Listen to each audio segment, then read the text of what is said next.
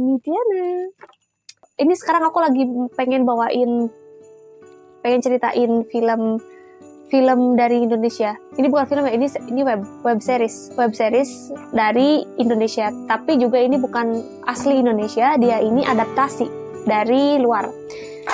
Judulnya Pretty Little Liars. Aku nemu series ini di view.com. Ini tuh udah ada 2 season ya guys, 2 season. Season pertama tahun 2020 dan season kedua kena pandemi dan sebagainya diundur.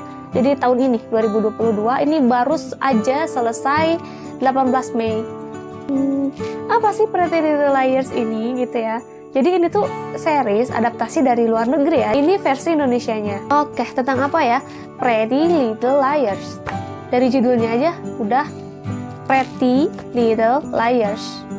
Jadi pokoknya gini ya, yang aku tangkep dari film ini, ini tuh diperanin oleh cewek-cewek ya, cewek-cewek cantik, cewek-cewek yang hot, terus cewek-cewek yang dia tuh remaja menuju dewasa gitu, kayak anak kampus. Nah, jadi mereka tuh sahabatan gitu 5 orang. Yang satu yang namanya Alisa dibunuh, meninggal gitu, tapi nggak ada mayatnya, jejaknya nggak ada. Nah, terus mereka 4 orang ini, ada Sabrina yang diperanin oleh Valerie Thomas, ada Hana, Anya Geraldine ya, Kak Anya, ada Arya, Cindy Huang, sama satu lagi Emma.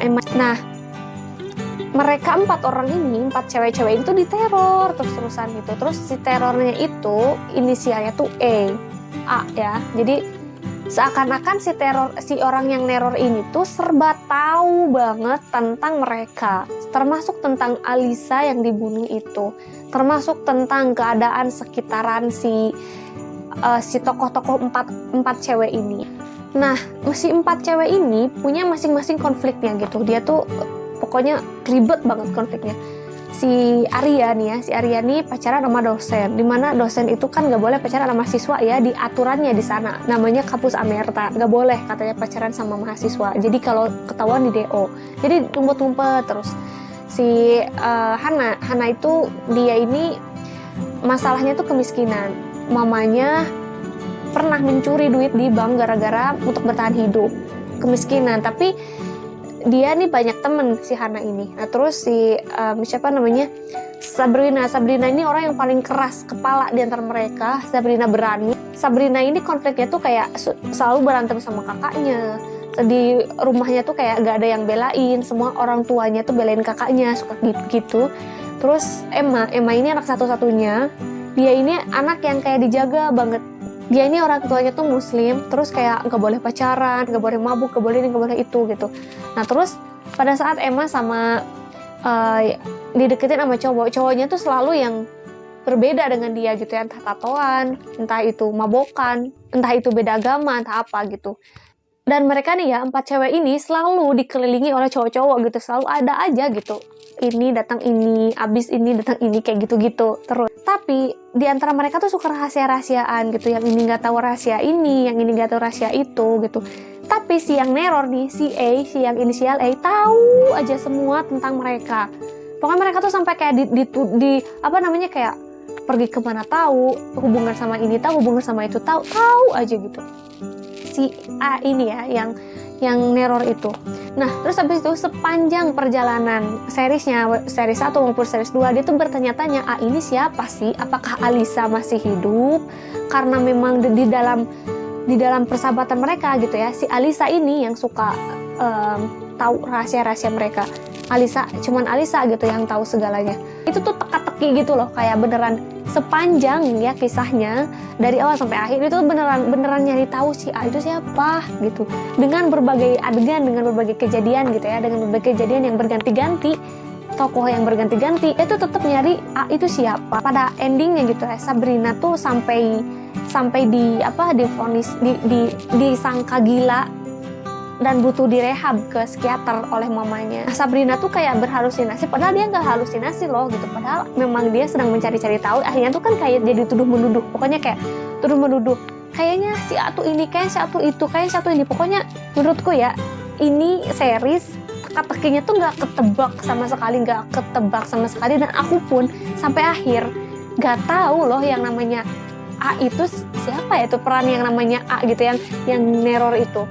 Akhirnya yang tertuduh terakhir di endingnya ya, ini tuh akhirnya tuh si Ian nih suaminya Melissa, kakaknya Sabrina.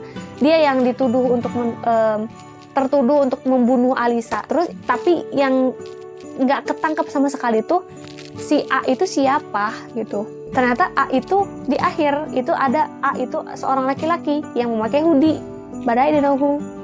Siapa itu dia di dalam cerita tuh nggak ada yang kayak gitu. Yang laki-laki itu tuh nggak ada gitu. Nah itu isi cerita tuh skenario tuh kayak gitu ya guys. Intinya tuh kayak beneran banget loh. Aku nggak sampai nggak paham ini tuh gimana gitu ya, teka-teki banget, beneran teka-teki banget. Terus kalau aku lihat dari genre film ini, genre-nya tuh kayak fantasi semi horor gitu loh. Tapi kalau misalnya aku bilang ini fantasi gitu ya, fantasi yang beneran kayak emang karena gak kelihatan banget yang nerornya itu siapa, gak ada gitu tokohnya yang neror itu tuh siapa, gak ada. Tapi kalau misalnya disebut horor gitu ya, masa ada orang yang neror atau ada hantu yang neror tapi pakai SMS gitu? Hantunya udah modernisasi hantu apa gimana gitu kan kalau misalnya ini horor. Tapi sih kalau menurutku ya, ini aku lebih setuju ini tuh fantasi. Pada ujungnya tuh si A tuh ilusi gitu, nggak beneran nggak ketahuan siapa, emang ada orangnya gitu kayak, tapi itu siapa nggak tahu. Visual dari si series ini gitu ya, ini tuh menurutku emang semi hot gitulah ya, jadi ceweknya tuh kayak seksi gitu. Terus aku juga gak ngerti aja apakah memang harus begitu gitu ya cara dressingnya, karena ini tuh anak kampus setahu aku gitu nggak segitunya, but I don't know ya, itu di Bali soalnya. Dan ini juga ya namanya juga fantasi kan. Kalau yang kedua ini sih menurutku ya pengambilan adegan-adegannya itu kayak menurutku ya agak kaku ya gitu. Terus kayak agak kaku.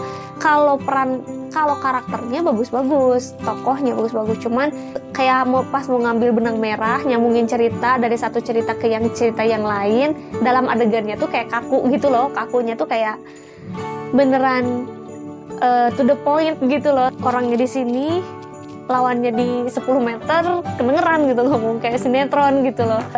Gak pada adegannya gitu ya, Pak. Tokohnya sebenarnya bagus itu semua. Poin yang paling mengesankan di sini tuh beneran teka-tekinya tuh kayak dapet banget, beneran aku jadi mikir banget gitu loh, kayak ini gimana ya, ini tuh beneran nanya-nanya siapa ini gitu. Dan ini tuh isinya tuh semua tentang stalker parah gitu loh, tapi ujungnya beneran gak kelihatan loh siapa itu, dan beneran gak ketebak sama sekali itu siapa. Kayak jadi si A itu oh maaf SMS, si A itu di luar dari tokoh-tokoh yang ada gitu.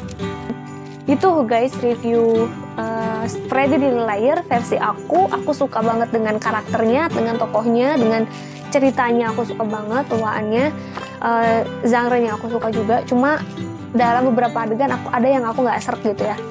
Terus itulah karya terbaik ya, dan ini memang dinobatkan sebagai karya adaptasi terbaik ya, dapat penghargaan juga kalau nggak salah. Tonton ya guys di view.com, itu seru banget pokoknya filmnya. Serunya tuh, senengnya tuh karena memang cantik-cantik gitu ceweknya, cantik-cantik, terus kayak konfliknya tuh apa namanya komplit. Dan ini memang menceritakan kehidupan tentang remaja dewasa gitu ya. Jadi ini sebenarnya ini gak cocok buat orang tua sih, dan buat anak yang di bawah 17 tahun ini kurang cocok ya. Jadi cocok untuk remaja dewasa. Oke. Sekian dari aku. Makasih udah nonton sampai akhir. Kalau kamu punya rekomendasi film, tulis ya di komentar. Dan makasih udah nonton sampai akhir. Silahkan subscribe yang belum subscribe. Kalau yang kalian baru pertama kali ngeliat aku, silahkan lihat video kenalan aku di video pertama aku. Makasih. Semoga ketemu di video yang lainnya. See you. Bye.